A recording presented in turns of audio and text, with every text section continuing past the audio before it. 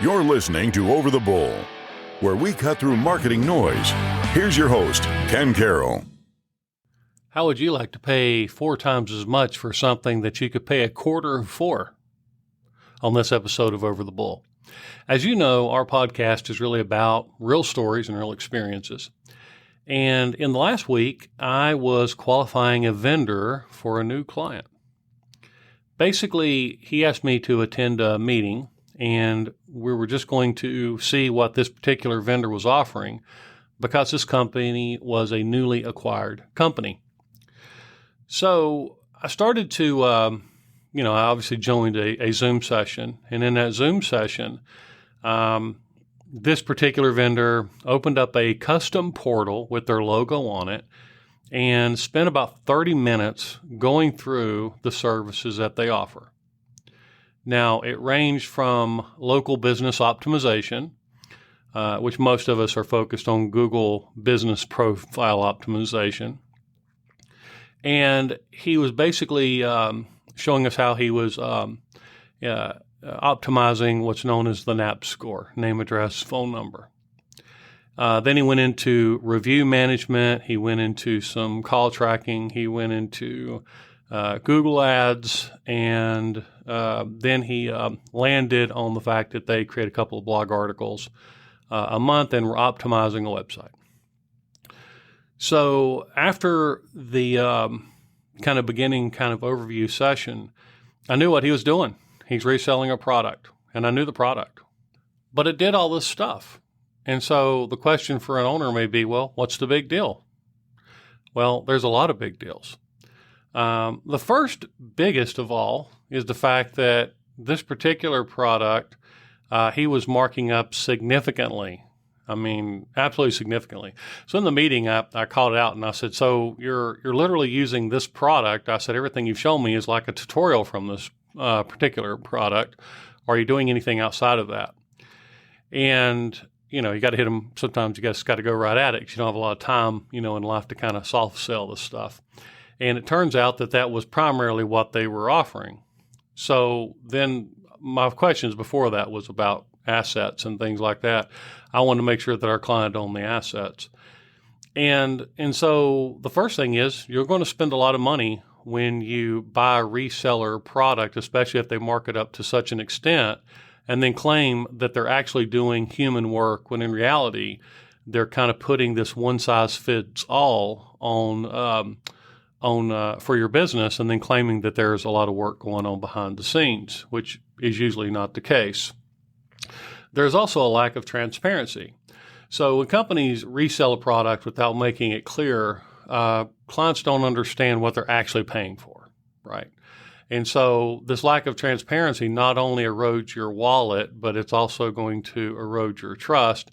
And you may not be the happiest camper in the world when you find out that that was going on, especially if they sell it as though they're doing a lot of manual work. So the next thing is the missed opportunities. Okay, why we didn't buy this product? It's a good product. It really is a good product, but it's limited in its scope.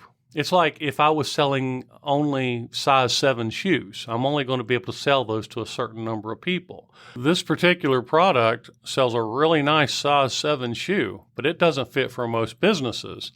However, companies like this agency out of Nashville, they force fit it, and they force fit the entire solution into every single business, and that's not wise. So that's why we didn't opt into it. We do customization. We have to do a lot of homework in order to make our clients successful and have the best opportunities.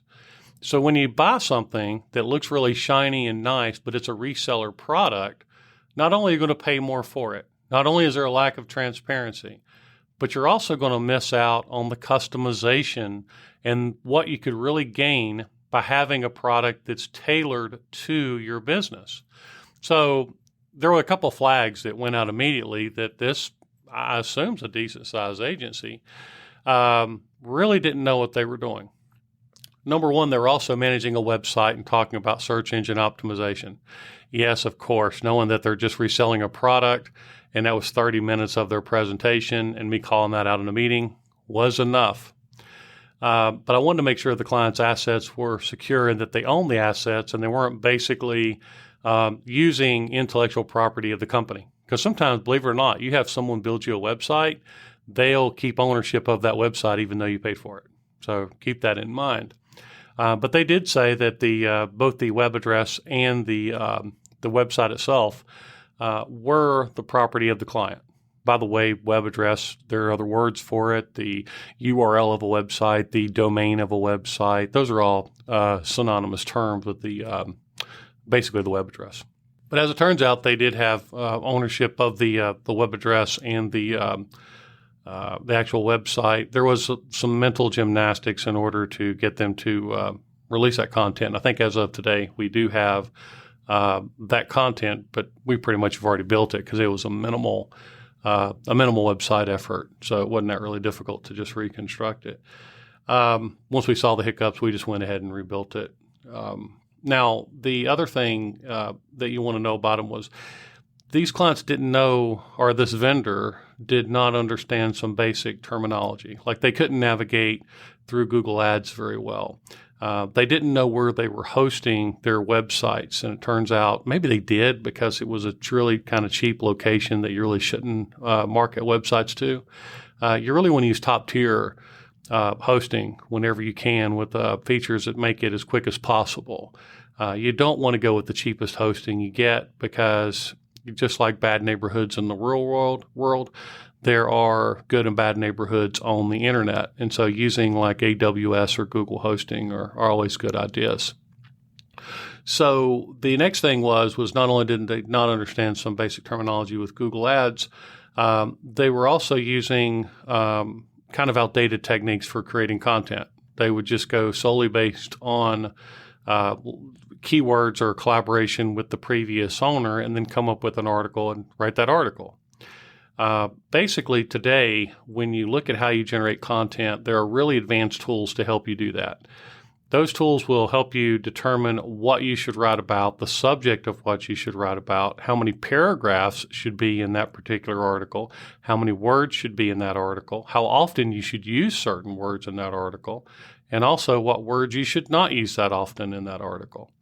It can be very elaborate, even down to the number of pictures, etc. And so for someone just to crank out an article using something like ChatGPT, or even if it's organic but unfocused, those articles have minimal value in today's world. Now, you want to go back and check out the EEAT, which was the last podcast, to understand how organic content plays into it and why you don't just use strictly AI. So the idea this week is you want to make sure that when you're qualifying a vendor, you want to make sure you have somebody on your back. And that's somebody that's got your back. You want to make sure that they're qualifying those vendors and making sure that they're not reselling a product and giving you access to a portal that appears like it's doing something when in reality it's not. Now, without me being there, that particular presentation, in all honesty, it probably would have looked impressive. You probably would have thought this particular agency had some magic, and they invested a lot of money into having a platform. You would have never guessed at a glance that this particular vendor for this client was using a canned system that was not a good fit for them. So be careful out there. Until next time, this is Over the Bull. Thanks for tuning in to Over the Bull, brought to you by Integris Design, a full-service design and marketing agency out of Asheville, North Carolina. Until next time.